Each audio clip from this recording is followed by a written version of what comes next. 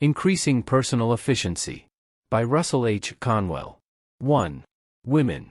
Some women may be superficial in education and accomplishments, extravagant in tastes, conspicuous in apparel, something more than self-assured in bearing, devoted to trivialities, inclined to frequent public places.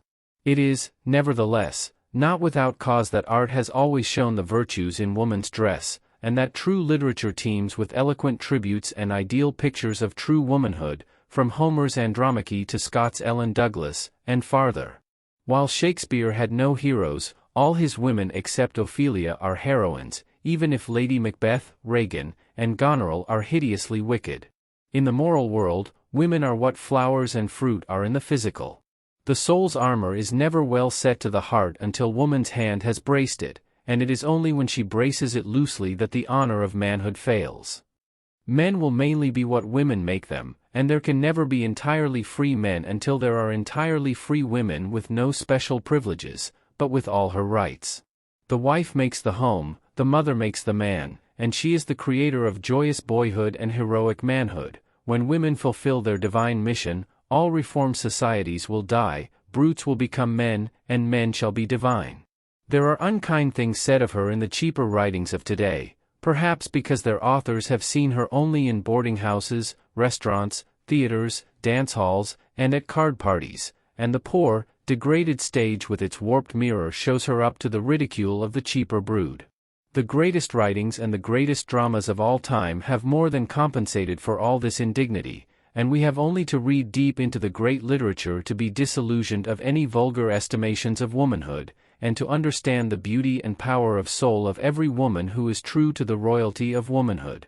There are few surer tests of a manly character than the estimation he has of women, and it is noteworthy that the men who stand highest in the esteem of both men and women are always men with worthy ideas of, page 121, womanhood, and with praiseworthy ideals for their mothers, sisters, wives, and daughters.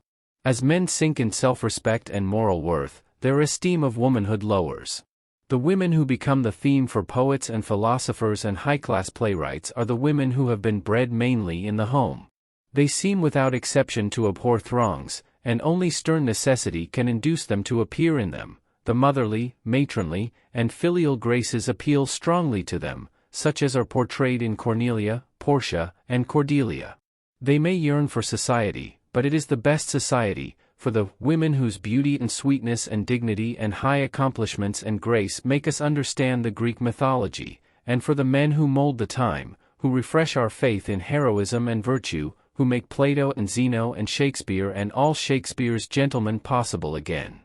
If there is any inferiority in women, it is the result of environment and of lack of opportunity, never from lack of intelligence and other soul powers. There is no sex in spiritual endowments, and woman seems entitled to all the rights of man, plus the right of protection. Ruskin says, "We are foolish without excuse in talking of the superiority of, page 122, one sex over the other, each has attributes the other has not, each is completed by the other, and the happiness of both depends upon each seeking and receiving from the other what the other can alone give." In speaking of the time when perfect manhood and perfect womanhood has come, Tennyson says in The Princess, "Yet in the long years liker must they grow. The man be more of woman, she of man. He gain in sweetness and in moral height, nor lose the wrestling thews that throw the world. She mental breadth, nor fail in childward care, nor lose the childlike in the larger mind. Home is the true sphere for woman, her best work for humanity has always been done there, or has had its first impulse from within those four walls. It was home with all its duties that made the Roman matron Cornelia the type of the lofty woman of the world and the worthy mother.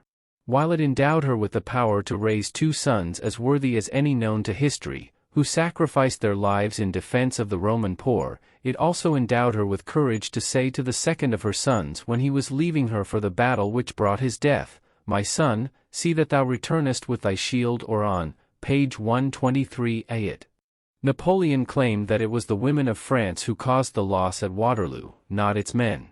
Man's intellect is for speculation and invention, and his energy is for just war and just conquest. Woman's intellect is for sweet ordering, arrangement, and decision. Her energy is not for battle, but for rule. apparently relying upon man's magnanimity not to resent her abdicating her home, woman's exigencies, and perhaps her ambitions, have forced her more and more during the past 50 years into man's domains of speculation and energy, perhaps into some war and some conquest. The ever-increasing demand for her in these man realms which she has invaded or into which she has intruded herself is abundant evidence that she has creditably acquitted herself in the betterment of business, education, and literature, as well as in the numberless things which she has invented to add beauty and comfort to the home, and to remove much of the bitter drudgery from house and office, and to promote the health and happiness of millions.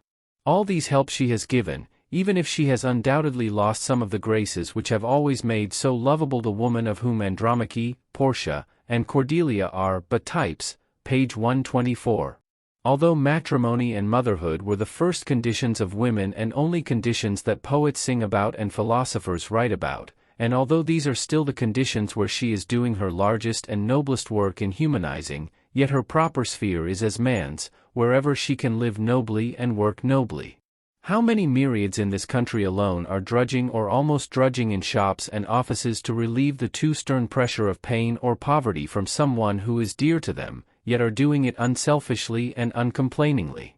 A young woman lately told me that she had for several years been employed to interview women applicants for positions, that during these years she had interviewed scores of women daily, and had learned much of their private lives, that although the majority were working partly or entirely to maintain others, yet had she never heard one complaint of the sacrifices this service involved. Hundreds of other women, like George Eliot, Charlotte Bronte and Helen Hunt, will long continue to bring pleasure and profit to millions through their writings.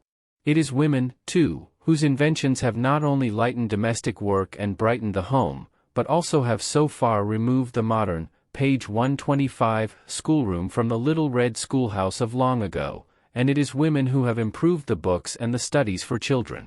They seem to have entered almost every activity outside of the home, and their finer powers of observation, aided by their innate love of the beautiful and the practicality they have learned while in service, seem mainly to have bettered conditions for wage earners as well as for home and childhood. Think of the thousands upon thousands in this land whose work with the smaller children of the school could never be so well done by men. Think of the service daily rendered by women outside the home, and picture the confusion that would now arise if all these remained at home, even for 1 week. As a class, women do not speak so well as men, but they excel him as a talker. In truth, it is less difficult for them to talk little than to talk well. Somebody has said that there is nothing a woman cannot endure if she can only talk. It is the woman who is ordained to teach talking to infancy. Those who see short distances see clearly, which probably accounts for woman's being able to see into and through character so much better than men. A man admires a woman who is worthy of admiration. As dignity is a man's quality, page 126, loveliness is a woman's, her heart is love's favorite seat. Women who are loyal to their womanhood can ever influence the gnarliest hearts. They go farther in love than men, but men go farther in friendship than women. Women mourn for the lost love, says Dr. Brinton, men mourn for the lost loved one. A woman's love consoles, a man's friendship supports. What a real man most desires in a woman is womanhood. As every woman despises a womanish man, so every man despises a mannish woman. Men are more sincere with the women of most culture, although mere brain women never please them so much as heart women. Men feel that it is the exceptional woman who should have exceptional rights, but they scorn women whose soul has shrunk into mere intellect, and a godless woman is a supreme horror to them. When to her womanly attributes she adds the lady's attributes of veracity, delicate honor, deference, and refinement, she becomes a high school of politeness for all who know her. True women, says Charles Reade, are not too high to use their arms, nor too low to cultivate their minds, but Haymerton believes that her greatest negative quality is, that she does not of her own force push forward intellectually, that she needs watchful, page 127, masculine influence for this. It is claimed that single women are mainly best comforters, best sympathizers, best nurses, best companions. Dean Swift says, so many marriages prove unhappy because so many young women spend their time in making nets, not in making cages. Perhaps this is why they say that, in choosing a wife, the ear is a safer guide than the eye. The gifts a gentlewoman seeks are packed and locked up in a manly heart. Without a woman's love, a man's soul is without its garden. He is happiest in marriage who selects as his wife the woman he would have chosen as his bosom companion. A happy marriage demands a soulmate as a housemate or a yokemate. Spalding says that it is doubtful whether a woman should ever marry who cannot sing and does not love poetry. The conceptions of a wife differ. When the Celt married, he put necklace and bracelets upon his wife. When the Teuton married, he gave his wife a horse, an ox, a spear, and a shield. A true wife delights both sense and soul. With her, a man unfolds a mine of gold. Like a good wine, the happiest marriages take years to attain perfection, and Haymerton says that marriage is a long, slow intergrowth, like that of two trees closely planted in a forest. The marriage of page 128, a deaf man and a blind woman is always happy, but this does not imply that conjugal happiness is attained only under these conditions. The greatest merit of many a man is his wife, but no real woman ever wears her husband as her appendage. Maternity is the loveliest word in the language, and every worthy mother is an aristocrat. Mothers are the chief requisites of all educational systems, and the hand that rocks the cradle rules the world. The home has always been the best school in the world, and nothing else that is known to education can ever supersede it. The cradle is the first room in the school of life, and what is learned there lasts to the grave. Dearth of real mothers is responsible for dearth of real education. Each boy and each man is what his mother has made him, and every worthy mother rears her children to stand upon their own 2 feet, and to do without her. While a thoughtful wife and mother is busied with the affairs of home, she is never done with her intellectual education, for she realizes early in her career that a mother loses half her influence with her children when she ceases to be their intellectual superior. Women are far more observant of little things, page 129, than men, and the greatest among them have marvelous powers of observation. It is this power that made Mrs. Gladstone and Mrs. Disraeli the sturdy helpmates they were to their husbands in all their trying cares of government. It is said of Gladstone that it was not unusual for him to adjourn a cabinet meeting through a desire to consult with Catherine. Had there not been large power of observation, we should never have had the works of George Eliot, Charlotte Brontë, Jane Austen, Helen Hunt, and all the other notable women creators of fiction. Charlotte Cushman was the greatest actress America has ever produced because her observation was so close that not the smallest detail of the character she played escaped her or was neglected. The beautifying of Athens owes its inception to Aspasia rather than to Pericles. 2. Musical culture. Of all the arts, none is more difficult to define than music. No two persons seem to agree as to what it is, and a harsh sound to one is often sweet music to another. When music is controlled by those who use carefully their powers of observation, it will be vastly more useful to mankind. The need of music in the advancement of humanity is too apparent to admit of discussion. From the Greek instrument with one string down to the wonderful pipe organ, music has been intensely attractive and marvelously helpful, and for the good of the human family. No art or science needs more to be developed today than that of music. Its influence on soul and body has been noticed and advanced by some of the greatest thinkers of ancient and modern times. Therefore it is not necessary to discuss the supreme need for real music to bring into harmony motives and movements for good.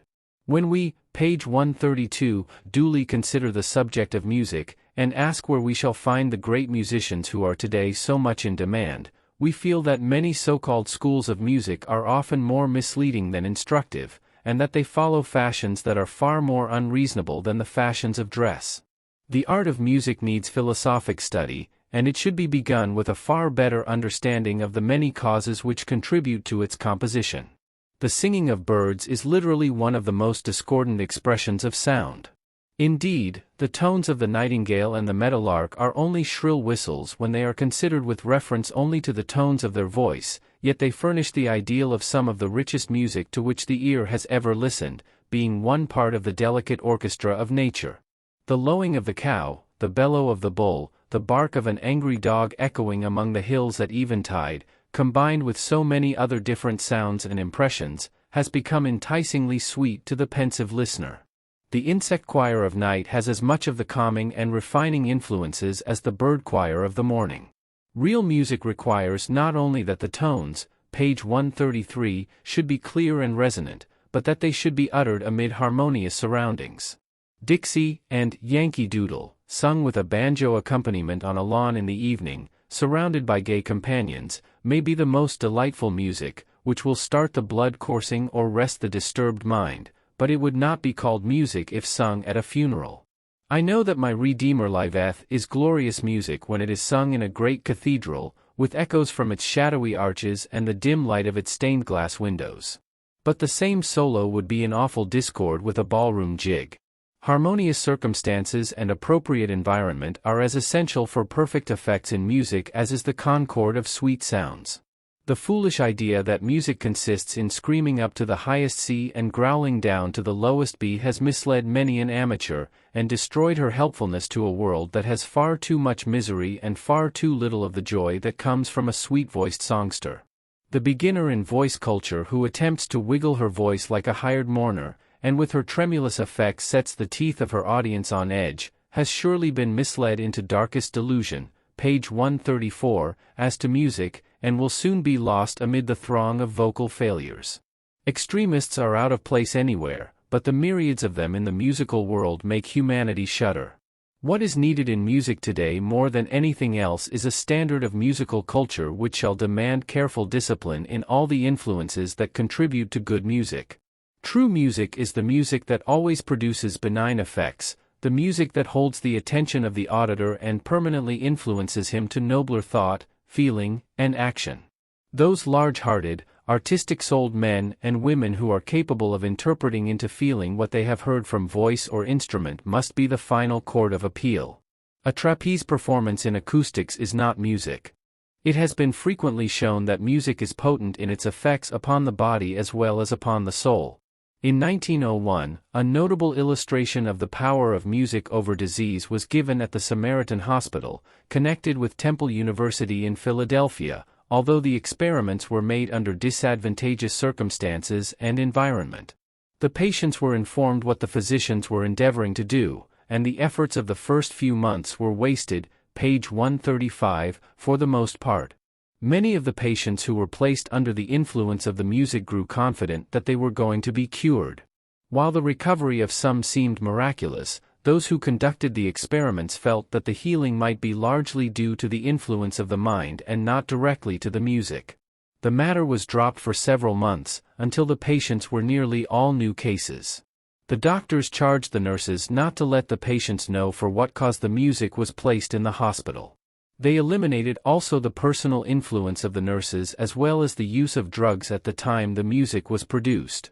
The experiment convinced those who conducted it that music has a powerful restorative effect even upon a person who is suffering from a combination of diseases. So many of the patients who recovered at that time from the influence of the music are alive and in good health today that common honesty disposes us to conclude that there is some undiscovered benefit in music which should be immediately investigated. This will never be attained by musical faddists or by selfish musicians who sing or perform for applause or money. Some plain, everyday man or woman will ultimately be the apostle of music for the people, and, page 136, the experiments at Samaritan Hospital furnish only a suggestion of the resources of music which must soon be known to the world. There was one patient in the hospital who had lost his memory through softening of the brain. He lay most of the time unconscious, but occasionally talked irrationally upon all sorts of subjects. A quartet sang several pieces in his ward, but the nurses who sat upon each side of him noticed no effect whatever upon him until the quartet sang "My Old Kentucky Home." Then his eyes brightened and he began to hum the tune. Before they had finished the third verse, he asked the nurse about the singing, and requested the quartet to repeat the song. His intelligence seemed completely normal for a little while after the music ceased. He asked and answered questions clearly, but soon relapsed into his incoherent talk and listlessness. When the man's lawyer heard of the effects upon the patient, he asked that the song might be sung while he was present, that he might then ask the patient about some very important papers of great value to the patient's family. As soon as the song was again sung by the quartet his intelligence returned. He informed the lawyer accurately as to the bank vault in which his, page 137, box was locked, and told where he had left the keys in a private drawer of his desk.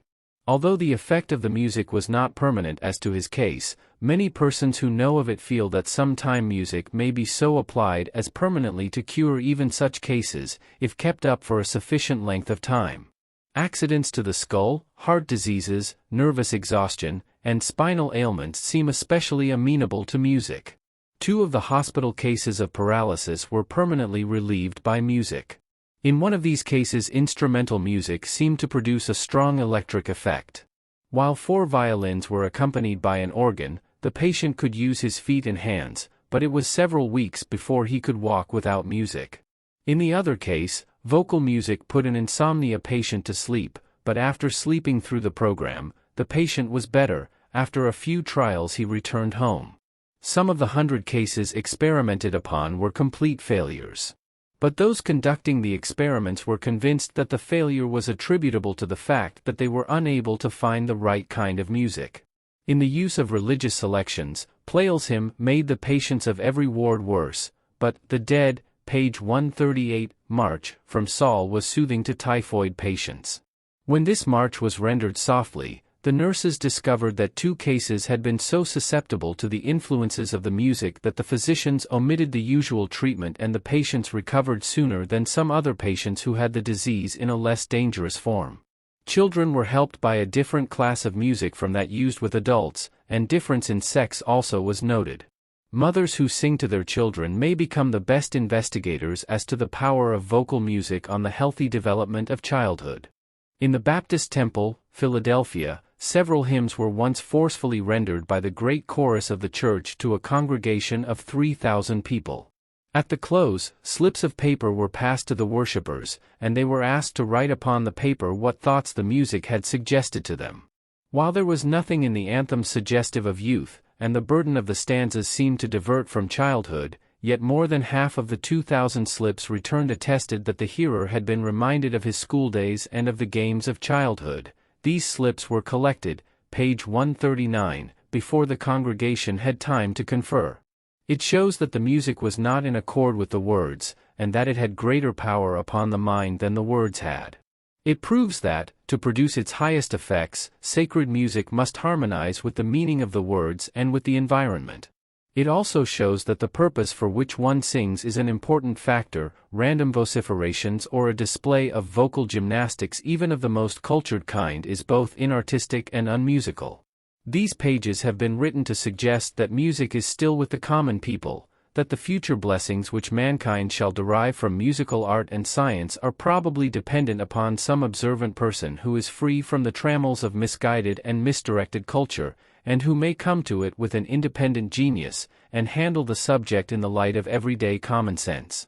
Page 140. 3. Oratory. Oratory has always been a potent influence for good. The printing press with its newspapers and magazines and tens of thousands of books has done much during the past 50 years to draw attention away from oratory. The printing press is a huge blessing, and has greatly advanced during these years that oratory has declined in public esteem or public attention. But we are learning that there is yet something in the living man, in his voice and his manner and his mesmeric force, which cannot be expressed through the cold lead of type. Hence the need for orators, both men and women, has been steadily increasing during the past few years, until there seems to be a pressing demand for the restoration of the science and the art of oratory. The country lad or the hard-working laborer or mechanic who thinks that public speaking is beyond his reach has done himself a wrong. Page 141. It was such as they who oftener than can be told have become some of the greatest orators of history. Men who afterward became great as effective debaters made their first addresses to the cows in the pasture, to the pigs in pens, to the birds in trees, and to the dog and the cat upon the hearth. They often drew lessons concerning the effects of their addresses from the actions of the animal auditors which heard their talk, and were attracted or repulsed by what they heard and saw. There is a mystery about public speaking. After years of study and application, some men cannot accomplish as much by their addresses as some uncultured laborer can do with his very first attempt. Some have imperfectly called this power personal magnetism. While this is mainly born with men and women, as the power of the true poet and the true teacher, yet it can be cultivated to a surprising degree. The schools of elocution so often seem to fail to recognize the wide gulf that exists between elocution and oratory. The former is an art which deals primarily with enunciation, pronunciation, and gesture. The work of the later science is persuasive, it has to do mainly with influencing the head and the heart. There is a law of oratory which does not seem, page 142, to be understood or recognized by elocution teachers. The plowboy in a debating society of the country school may feel that natural law, like Daniel Webster, without being conscious that he is following it. But there is a danger of losing this great natural power through injurious cultivation. The powerful speaker is consciously or unconsciously observant at all times of his audience, and he naturally adopts the tones, the gesture, and the language which attract the most attention and leave the most potent influence upon the audience. That is the law of all oratory, whether it applies to the domestic animals, to conversation with our fellows, to debates or addresses, lectures, speeches, sermons, or arguments. Where the orator has not been misdirected or misled by some superficial teacher of elocution, his aim will be first, to win the favorable attention of his audience, and then to strongly impress them with his opening sentence, his appearance, his manners, and his subject. His reputation will have also very much to do with winning this favorable impression at first. The words of the speaker either drive away or attract, and the speaker endeavors at the outset to command the attention of the hearers, whether they be dogs or congregation, page 143. The beginner in oratory who is true to his instincts strives to adopt the methods which he feels will favorably impress those for whom he has a message. In his oration at the funeral of Julius Caesar, Mark Antony disarmed the enemies of Caesar and of himself by opening his oration with, "Friends, Romans, countrymen, lend me your ears. I come to bury Caesar, not to praise him." Almost any man or woman can become an orator of power by keeping himself or herself natural while talking. The second condition of a successful oration is the statements of the important facts or truths. Cicero, the elder Pitt, and Edward Everett held strictly to the statement of all the facts at the outset of their speech.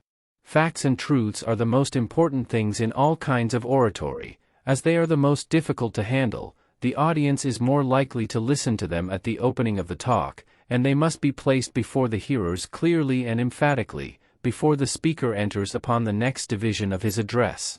The third condition of a successful address is the argument, or reasoning which is used to prove the conclusion he wishes his hearers to reach.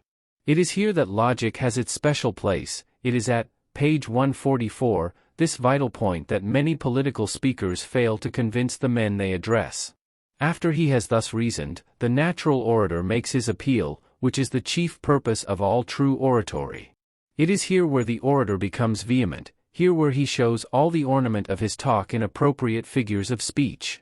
The most effective orators are always those whose hearts are in strong sympathy with humanity, and whose sympathies are always aroused to plead for men. This is the condition that accounts for the eloquence, the power to arouse hearers, which characterizes men like Logan, the American Indian, and which characterizes many of the religious enthusiasts like Peter the Hermit, who have surprised the world and often moved them to mighty deeds. So long as our government depends upon the votes of the people, just so long must there be a stirring need of men and women orators to teach the principles of government and to keep open to the light of truth the consciences of the thousands and millions whose votes will decide the welfare or the misfortune of our nation. As the speaker must adapt himself and his message to all kinds of people, it is difficult to advise anyone in certain terms how to accomplish this. It is another, page 145, instance of the necessity of cultivating the daily habit of observation, and of being always loyal to our instincts. While schools and colleges have their uses, they are by no means a necessity for those who will accomplish great things through their oratory. Many a man laden with a wealth of college accomplishment has been an utter failure on the platform. Where reading matter is as abundant and as cheap as it is in America, the poor boy at work upon the farm or in the factory, with no time but his evenings for study, may get the essentials of education, and by observing those who speak may give himself forms of oratorical expression that will enable him to outshine those with scholarship who have been led into fads. We must be impressed with a high sense of duty in becoming an orator of any class, we must feel that it is our calling to adhere to the truth always and in all things, to warn our hearers of dangers, and to encourage the good and help those who are struggling to be so. We must have a passion for oratory which shall impel us to vigorous thought and eloquent expression. The greatest oratory is that which is most persuasive. It is not so fully in what an orator says or the vehemence with which he says it that counts, but, page 146, the practical good that results from it. Many an oration has been elegant enough from its choice diction and labored phraseology, yet it has fallen flat upon the audience. When a man has been worked into natural passion over his theme, his words will strike root and inspire his hearers into similar passion. It is wonderful how true are our instincts in detecting what comes from the heart and that which is mere words. The greatest orators have been those who have not learned, by rote, what they have spoken. When Lincoln broke away in his celebrated Cooper Institute address, and pictured the word freedom written by the Lord across the skies in rainbow hues, the hearts of his audience stopped beating for the instant. It is foolhardy for anyone to presume to speak with no preparation, for those who wish to give themselves to oratory should carefully study the great debaters, learn how they express themselves, and then accumulate important truths and facts concerning their subject. But we must not forget that too much study as to nicety of expression may lose something of the mountainous effects of what we wish to state. When an orator feels his subject, his soul overflows with a thrill indescribable, which is, page 147, known only to those who have felt it. Genius is lifted free for the moment to fly at will to the mountain heights, and finds supreme delight therein. Everything that is food for the mind is helpful to the orator, whether it come from school or work. But it is an attainment which can be reached by the everyday plain man employed in any everyday occupation. Demosthenes, the greatest orator the world has yet known, found his school of oratory along the shore talking to the waves. John B. Gough and Henry Clay and both the elder and the younger Pitt gained all their powers by means as humble.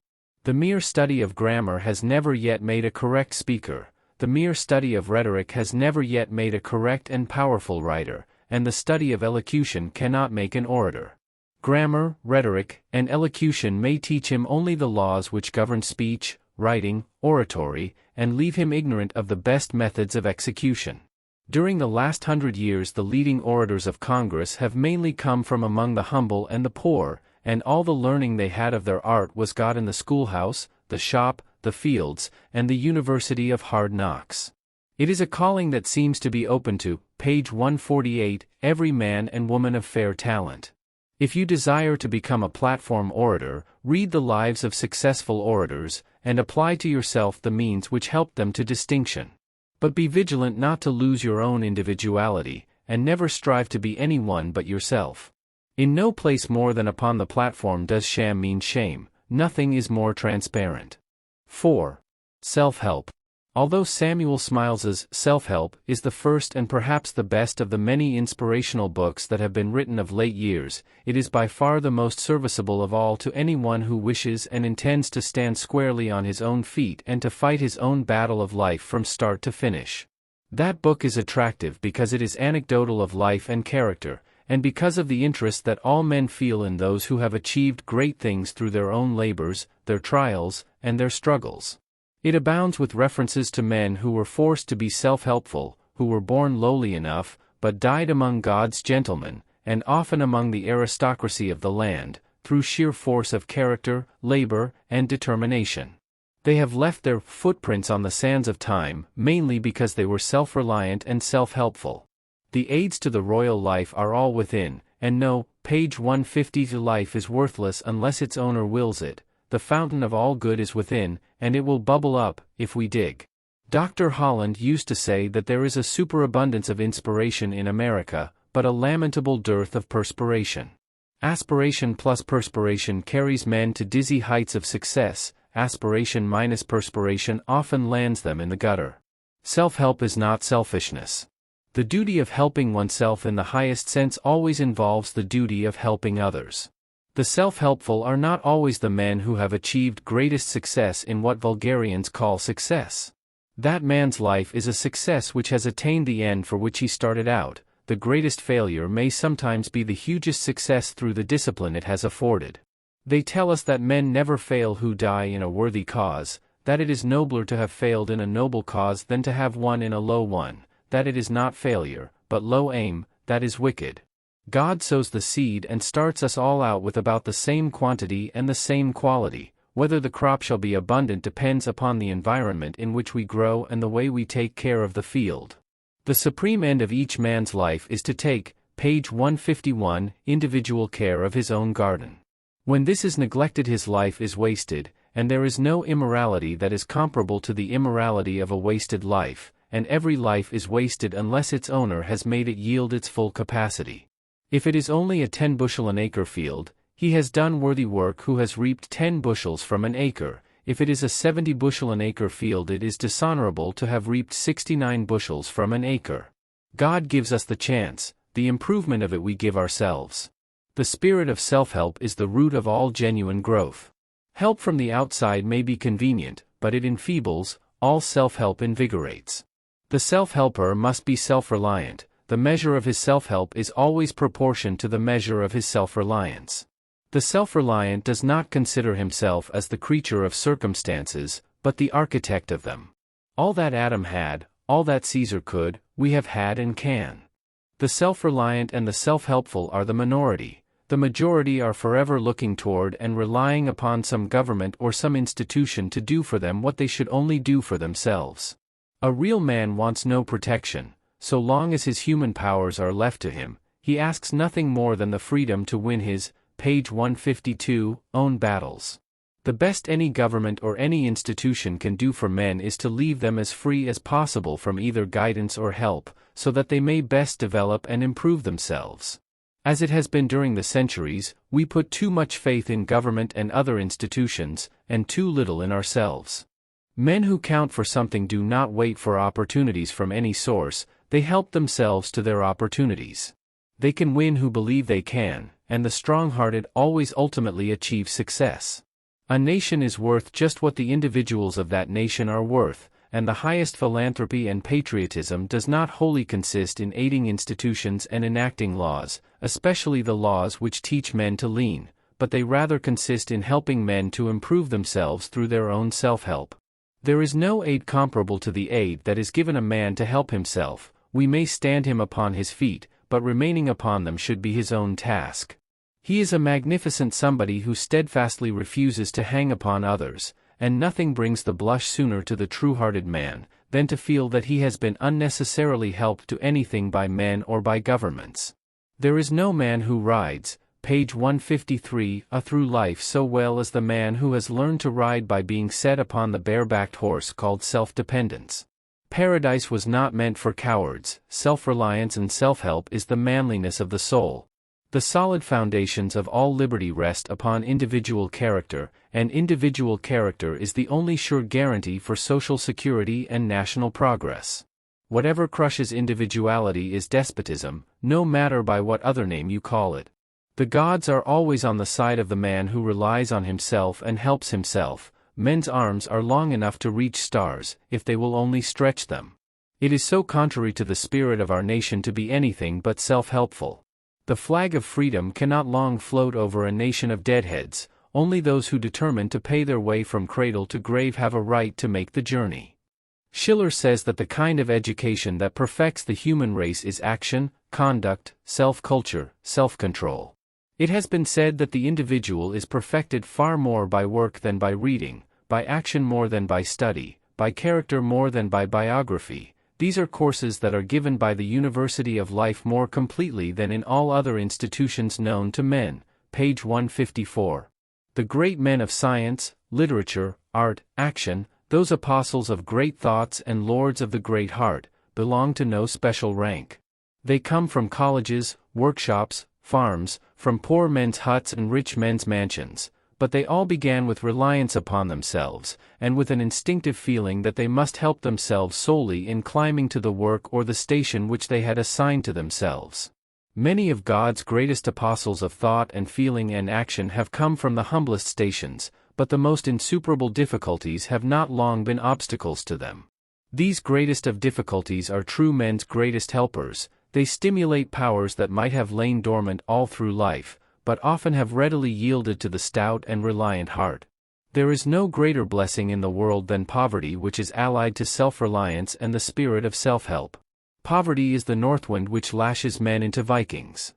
Lord Bacon says that men believe too great things of riches, and too little of indomitable perseverance.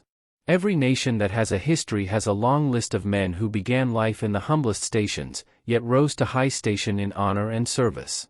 No inheritance and environments can do for a man, page 155, what he can do for himself.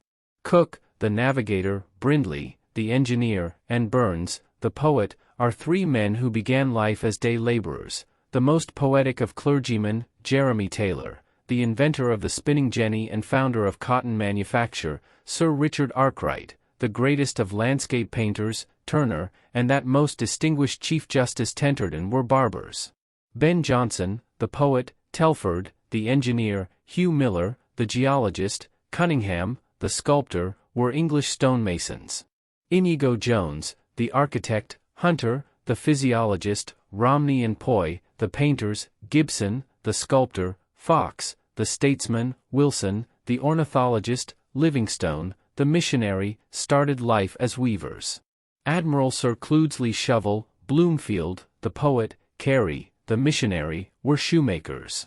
Bunyan was a tinker, Herschel, a musician, Lincoln, a rail-splitter, Faraday, a bookbinder, Stephenson, the inventor of the locomotive, a stoker, Watt, the discoverer of steam power, a watchmaker, Franklin, a printer, President Johnson, a tailor, President Garfield, an employee on a canal boat, Louisa Alcott, both housemaid and laundress, James Whitcomb Riley, an itinerant sign painter, Thoreau, a man of all work for Emerson, the poets, Keats, page 156, and Drake, as well as Sir Humphrey Davy, were druggists.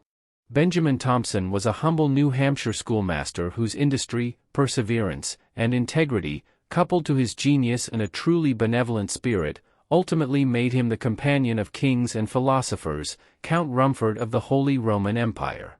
He declined to participate in the Revolution, and was compelled to flee from his home in Rumford, now Concord, New Hampshire, leaving behind his mother, wife, and friends, but this persecution by his countrymen led to his greatness.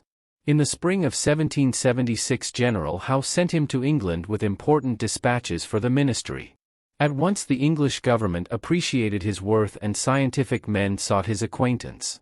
In less than 4 years after he landed in England he became Under-Secretary of State.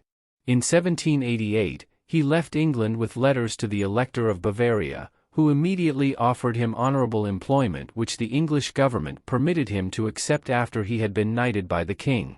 In Bavaria he became Lieutenant General, Commander-in-Chief of Staff, Minister of War, Member of the Council of State, Knight of Poland, Member of the Academy of Science in 3 cities, page 157, Commander-in-Chief of the General Staff, Superintendent of Police of Bavaria, and Chief of the Regency during the sovereign's compulsory absence in 1798. During his 10-year service he made great civil and military reforms and produced such salutary changes in the condition of the people that they erected a monument in his honor in the pleasure grounds of Munich, which he had made for them. When Munich was attacked by an Austrian army in 1796, he conducted the defense so successfully that he was accorded the highest praise throughout Europe. The Bavarian monarch showed his appreciation by making him a count. He chose the title of Count Rumford as an honor to the birthplace of his wife and child. He ended his days at Paris in literary and scientific studies and in the society of the most learned men of Europe. The Rumford professorship at Harvard was very liberally endowed by him, and he gave $5,000 to the American Academy of Arts and Sciences in 1796. Page 158. Oh. Some advice to young men. A life is divine when duty is a joy. The best work we ever do is the work we get pleasure from doing, and the work we are likeliest to enjoy most is the work we are best fitted to do with our talent. There is nothing in the world except marriage that we should be slower in taking upon ourselves than our life work. Therefore, think much, read much, inquire much before you assume any life career.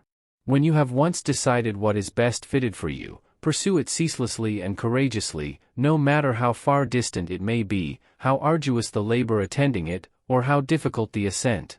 The greater the difficulty surmounted, the more you will value your achievement and the greater power you will have for keeping on with your work after you have reached your goal.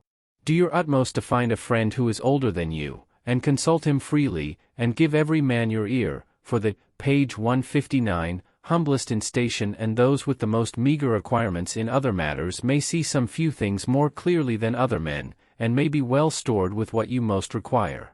Take each man's advice, but act according to your own judgment. Teachers should be the best advisers of those about to enter upon their life work, and no service of the schoolmaster or professor can ever be more helpful to the young entrusted to him than that of helping them to choose a career. The best work real teachers do for their pupils is by no means the teaching of a few minor branches, it is almost always the work he is not paid for, and which nobody outside of those who realize what real education is, seems ever to consider. It is sympathy for their students, getting them to understand the great things that are involved in the process of getting an education, making them realize that true education means growth of all our spiritual faculties, head and heart and will, and that what we get from textbooks is the very least part of an education. It is helping them to understand that knowledge got from books and from schoolmasters is always a menace to a man whose spiritual faculties of head, heart, and will have not been thoroughly, page 160, disciplined. It is wise counsel in choosing a life career. Instead of looking upon this side of the work as divine, instead of being wise counselors and friendly guides during this great transitional stage from youth to manhood, teachers can be far more interested in their individual concerns or in what they call research work. The research work may give some temporary glory to themselves, and give some little advertisement to the institutions that employ them, but the supreme duty they owe to their students, to God, and to humanity is to do their utmost to make full men, and worthy and successful men, out of the youths whose education they have taken upon themselves. No traitor is such a traitor to his country and to the whole world as the man who is unfaithful to this sacred trust. Once again, find some sincere and prudent elder counselor, and turn to him in all your difficulties. Get advice as to the best books to read. A good book is the best of counselors, for it is the best of some good man, and it is a patient counselor whom we may continually consult upon the same subject as often as we wish. But waste no time, especially at the opening of your career, upon books which have no message for your manhood and no helpfulness in the work you shall assume, page 161, for life. When you have once taken up a book as your counselor, don't put it aside until it has been thoroughly digested and assimilated. One book read is worth 100 books peeped through, and of all the dilettantes, a literary dilettante is the most contemptible. Bacon says, some books are to be tasted, others to be swallowed, some few to be chewed and digested. But it is only the books that are to be chewed and digested that we can afford to peruse at the outset in our career. The literary pleasure, gardens, may come later in life. Do your utmost to understand poetic expression, for the poets are the greatest teachers in the world as well as the greatest of all legislators. It is they who teach the great in conduct and the pure in thought. Without education that shall enable us to take them as our friends, life bears upon it the stamp of death. The great poets are now the only truth-tellers left to God. They are free, and they make their lovers free. The great poet is nature's masterpiece. At the touch of his imagination words blossom into beauty. A true poet is the most precious gift to a nation, for he feels keenest the glorious duty of serving truth. He cannot strive for despotism of any kind, for it is still the instinct of all great, page 162, spirits to be free. More than other authors, the poets make us self-forgetful, make life and the whole human race nobler in our eyes. All things are friendly and sacred to them, all days holy, all good men divine. There is very little worthy work nowadays that does not need some schooling that it may be well done. If you have an opportunity to give yourself this help, don't neglect it. Carefully select the courses that will be most helpful to you in your career, and don't be sidetracked by any of what we sentimentalists term culture studies. There's nothing better in the world than culture study, if we can afford it and have time for it. But there is not a greater or more wicked waste of valuable time than the time spent upon what some sentimentalists term culture study. When you have once taken up the studies you have decided upon, keep steadily to your course and shun diversions. Recreations are as essential to the student who intends to do high-class work as food is to the body, but diversions disqualify him for earnest work, and may breed a habit of halfness that shall bring his failure. Don't be foolish and hope to be great in many lines. Who sips of many arts drinks none. In every vocation today competition is so keen that the man who, page 163, will succeed must be content to be supreme in one thing alone. Halfness weakens all our spiritual powers, and thoroughness is the central passion of all worthy characters. It is nobler to be confined to one calling, and to excel in that, than to dabble in 40. There is some odor about a dabbler that makes him especially offensive to all clean high-class men and women. But when we have formed the habit of doing carelessly other tasks than our life work, we shall soon get into the way of doing carelessly the work of our chosen calling. There is nothing that gives us greater assurance that our life work will be thoroughly done than to habituate ourselves to do the slightest task completely. Sing the last note fully, make the last letter of your name complete. Eat the last morsel deliberately. In a real man's life there are no trifles. Whatever is worth doing by him is worth doing well. The many-sided Edward Everett attributed his being able to do so many things well to his early habit of doing even the least thing thoroughly. He used to say that he prided himself upon the way he tied up the smallest paper parcel. Although schools may be very helpful, don't forget to emphasize again that they are merely, page 164, helpers. The man is somebody only when the fight is won within himself.